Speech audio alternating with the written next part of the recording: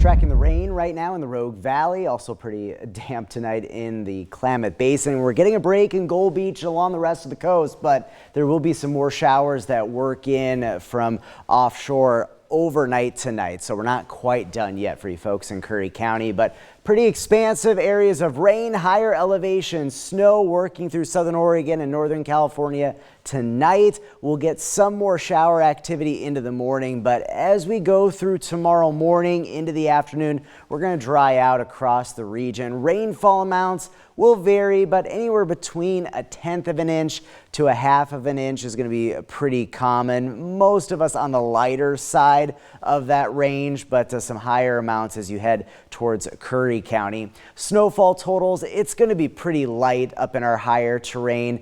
Some of the higher passes could get a coating up to an inch or so, maybe up to a few inches at Crater Lake, and then some light coatings on some of the higher terrain of the east side and higher passes of the east side, but that's about it. So roads could be a little slick in spots, but for the most part, this is going to be a fairly minor storm system that rolls through the region, pretty typical of this time of the year. 38 degrees, the overnight low in Medford, down to 29 tonight in Klamath Falls.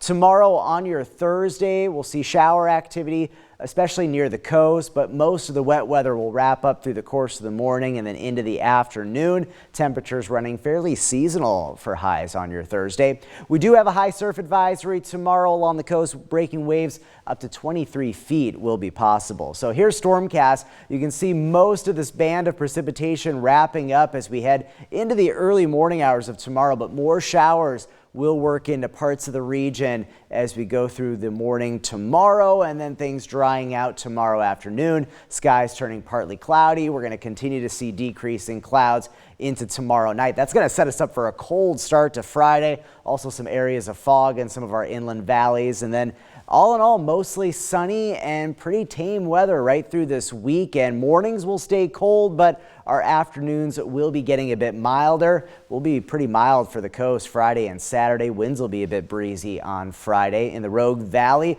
notice those colder mornings, some frosty conditions and some areas of fog. We'll get into the mid-50s though for highs on Saturday, and also seeing a bit of a milder trend to the weather through the weekend in the basin, but those mornings will be awfully cold. Here's a closer look at that weekend forecast. You'll notice those temperatures trending up through the weekend, likely staying dry if you have any travel plans, but we're going to keep an eye on a couple storm system opportunities on Monday. That one looks fairly weak. Another system to keep an eye on for Wednesday ahead of Thanksgiving.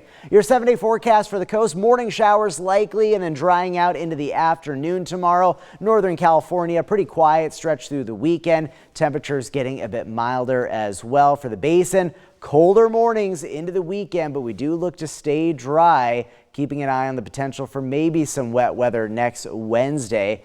For the mountains, we'll see maybe a few slick spots out on some of those higher passes into tomorrow morning, but good travel weather and dry conditions expected through this weekend.